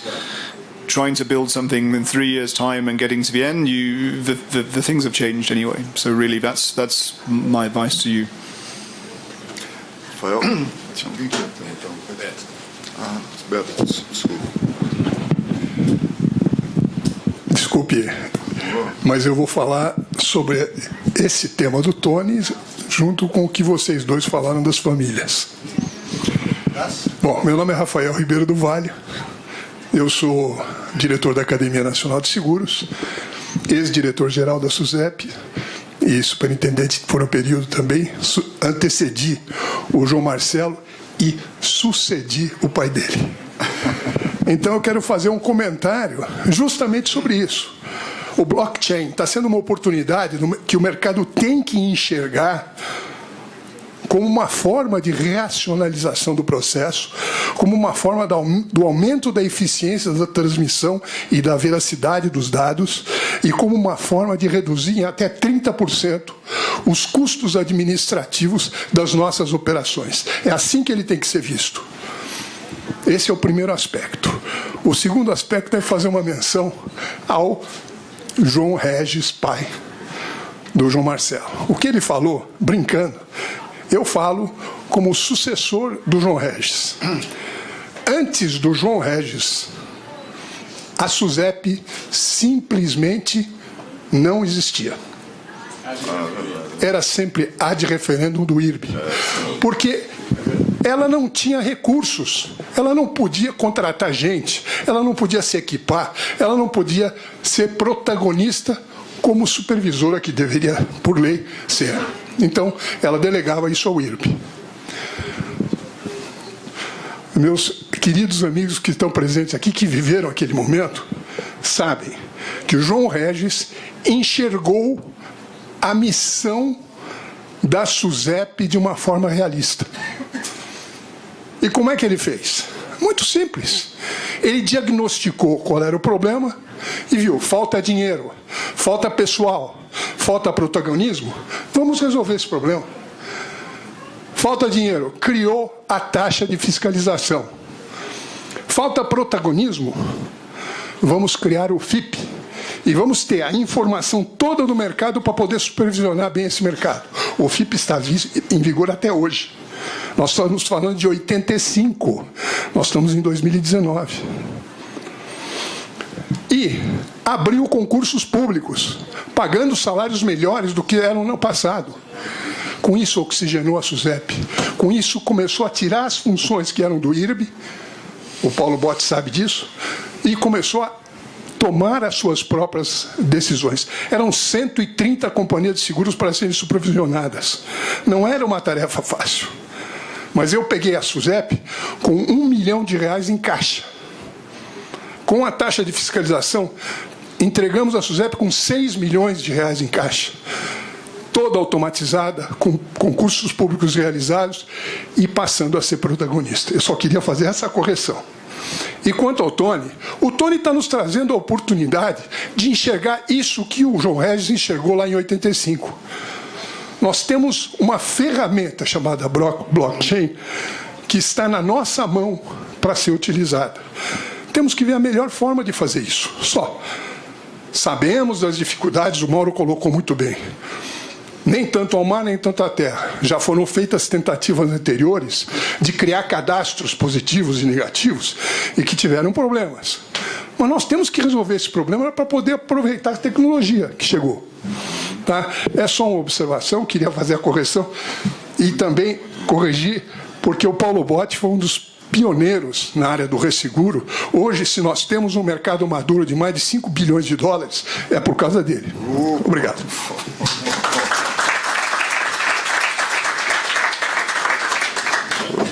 Beto, por favor.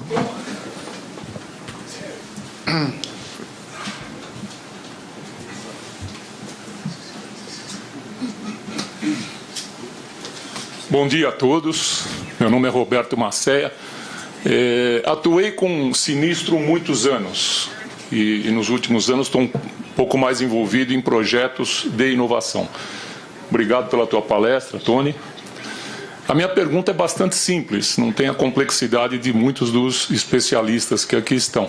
Quando a gente fala em inovação, e nitidamente blockchain é uma das inovações mais comentadas, né, que tem dado, inclusive, tema para muitos eventos como esse, e como uma inovação é necessário um tempo para que a gente entenda melhor o que é o blockchain. Tem entrado nesses, assim como hoje, nesses eventos e continua se dando. Um dos pontos é sempre o que é blockchain. Então isso mostra naturalmente que a gente tem um tempo pela frente ainda para entender. A minha pergunta é muito simples e fácil não só para o Tony, como para os demais colegas. Quando a gente fala em inovação, ela pode atingir de 3 pontos, né? Considerando que, por exemplo, no mercado de seguros, ele é formado de várias etapas, o processo todo é formado de várias etapas, uma inovação ou ela melhora uma etapa já existente, ou ela substitui uma etapa já existente, ou ela cria uma etapa que até então não existia. De uma maneira muito simples, eu queria saber, o blockchain, ele se enquadra melhor em qual dessas 3 possibilidades? Melhora uma etapa, substitui alguma ou cria uma até então que não existia? E em qual das 3 se encaixa melhor e por quê? Obrigado.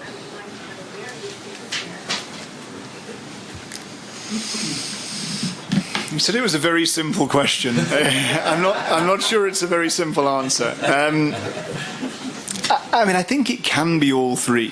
So one thing I talk about sometimes is digital lipstick, right? And I think there's a bit where we do some digital lipstick, we make an app, right? And sitting behind that is the same analog process. I generally see blockchain as something which can more digitally transform the industry, but there are aspects and there are use cases which can be more in that digital lipstick. I think... But I think what it can do is enable us to have a better view of risk information, and I think that's really important. We've got some of that information, but we would have a much better view of it, and that's something which. So I don't know which of the 3 it is, but having and knowing a lot of underwriters, being able to really be clear on, okay, this is the information to make informed underwriting decisions.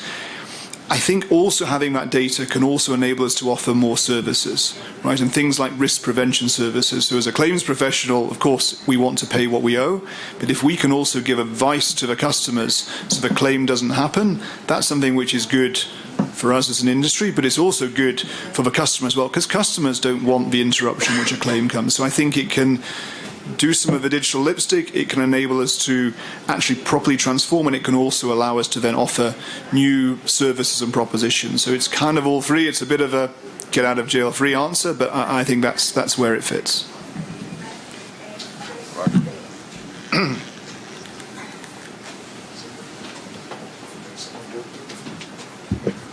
Meu meu nome é Sérgio Nobre, eu faço parte também da diretoria da academia e, quer dizer, primeiro falar só um pouquinho sobre cartórios, né? Quer dizer, eu acabei de passar recentemente no Chile, onde eu fiquei o último ano.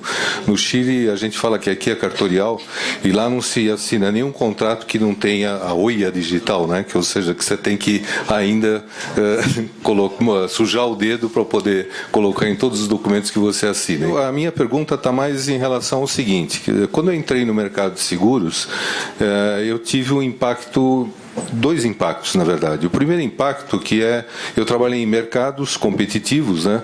E aí encontrei um mercado que era o primeiro mercado que divide o seu cliente. Na verdade, ele compartilha o risco do mesmo cliente. Então, é um mercado que compete com ele mesmo, né? E isso me trouxe o primeiro impacto. E o segundo impacto é que ainda hoje o mercado segurador e as pessoas que analisam organizacionalmente a seguradora sempre veem ela numa reta, a sua cadeia produtiva é sempre numa reta. É a proposta, é a emissão, é o sinistro, enfim, na verdade é uma estrela.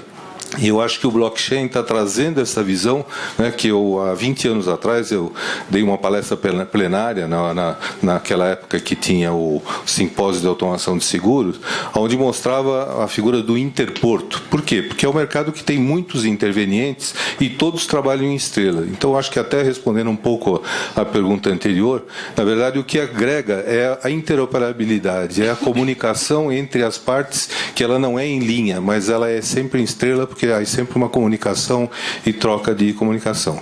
Então, eu queria saber se essa visão está correta, né? Ou seja, e até um desenho favorece isso, a palavra ecossistema também traz essa visão de estrela, apesar de que num dos slides também vinha a sequência dos processos, né? Então eu queria saber se essa sequência do processo ela tem que ser quebrada para ser vista mais como uma estrela ou continuamos tendo as duas visões. So, I mean, I think you're right. Probably it is not sequential. There's a lot of backwards and forwards. That backwards and forwards happens now, right? And, you know, it isn't that information passes from a customer to the broker to the insurer. There's a lot of backwards and forwards. I think at the moment the benefit that blockchain can bring is to have that single version of the truth, because probably what happens, and I know a good example is we insure, I won't say which customers, a very, very large multinational company. And one thing we tried to work out simply was, where are all the locations which this customer has insured? And it's got tens of thousands of locations. What are those properties made of? Where are they? What are they doing there? And between us, the customer, and the broker, we did not have a single view of that. We all had different information at different points of time. And actually, this can allow us to, through that backwards and forwards, to actually say, okay, we have a single version of the truth, but a better version of the truth, because whether it becomes absolutely complete, but I think we can then sort of augment all of what we all had to being, this is the best version of these things. And that's a really simple example. It's a tangible thing like a property. When you start looking at something more intangible and casualty, it makes it much more complicated. But to be able to get to that single version of the truth, there's still going to be multiple parties who are interacting with that. The benefit the blockchain brings is we can understand what changes have been made by who, and to trust what's in there. So, I think it just means that we can better actually rely upon the information, and there will still be all this, many people interacting with that data, but ultimately to get to better quality data. Eu só queria, antes de pedir ao Mauro que encerrasse esse painel, dizer que eu tinha uma coisinha para falar aqui no fim, mas uma das pessoas que veio fazer uma pergunta aqui, que disse que eu sou bom mediador, me atrapalhou, porque a pergunta que ele fez era a forma com que eu ia dar uma mensagem final aqui, que é exatamente... os bancos fazem isso muito mais que a gente, de uma forma muito mais avançada do que nós, participativa e comunitária, agregada. Você vê iniciativas de Itaú e Bradesco junto, e outros bancos também, e nós temos muito pouco disso. Eu acho que isso é uma coisa que a gente devia se dedicar a isso. Acho que aqui no sindicato temos nos dedicado a esse tipo de coisa. Estava conversando com o Celso aqui, Mauro, para a gente, uma hora depois, conversar um pouco mais sobre algumas coisas que talvez a gente possa fazer dentro dessa área do Celso de inovação. Uma última mensagem para vocês, talvez vocês possam conversar com o Tony também. A Terra Brasis é um membro da comunidade B3I. Significa que não é sócio, que não tem dinheiro para ser sócio disso, mas eles arranjaram um negócio aí que permite a gente participar de reuniões deles, de conhecer o que está sendo discutido e avançado na área da B3I, dos projetos todos da B3I. Isso eu tenho pessoalmente participado, e é uma coisa que acho que é algo viável para cada uma das companhias individualmente vir a ser um membro da comunidade B3I. Então, a minha mensagem final, que eu gostaria que fosse o resultado desse nosso painel, que é exatamente o que discutimos, provocar o nosso mercado de que nós precisamos investir em inovação, que blockchain é uma coisa que parece, como disse meu pai lá, ou quebra a gente, ou nós viramos o mundo de seguros, pode ser um instrumento que dê um avanço muito grande no nosso mundo de seguros.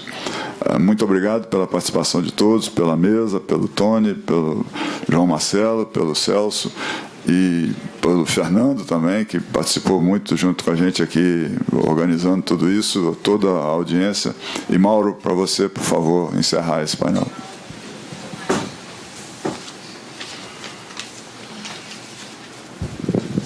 Bom, Botti, acho que a missão foi excelentemente cumprida, você está de parabéns. Sem dúvida, né? O Rodrigo tem razão, esse pai aí é batuta, viu? Agora, meu melhor agradecimento a Mr. Tony, que se dispôs a vir aqui, né? Eu acompanhei toda a tratativa que o Botti fez. E as pessoas, além do seu dever de ofício, têm que ter entusiasmo como ele tem, né? Conhece o assunto, vem e planta a boa semente. E acho que é isso, é o que a gente tem. O Sindseg é uma entidade muito proativa, a gente realmente veste o chapéu de maior sindicato do Brasil, com todas as responsabilidades. Outro dia eu estava aí dando uma entrevista em alguma coisa sobre São Paulo, né? E eu disse, a gente não pode ter o nariz empinado, né? Mas São Paulo é o carro-chefe da nação e tudo que envolve o desenvolvimento desse país, o aperfeiçoamento institucional tem que partir, obviamente, de São Paulo. Então, dentro do sindicato, felizmente, nós temos uma diretoria muito atenta, muito ativa, né? O Celso, o nosso COSAC, o Ronaldo, que está ali, não sei se tem mais alguém por aqui, abraçam mesmo as nossas causas, né? Pega o boi pelo chifre, e o Botti tem sido essa referência fantástica na área de resseguro. Nós estaremos sempre abertos às sugestões, sempre abertos a acatar alguma, dentro da sugestão, alguma medida que a gente possa acelerar, e nós queremos ser uma referência positiva para todo o nosso sistema institucional.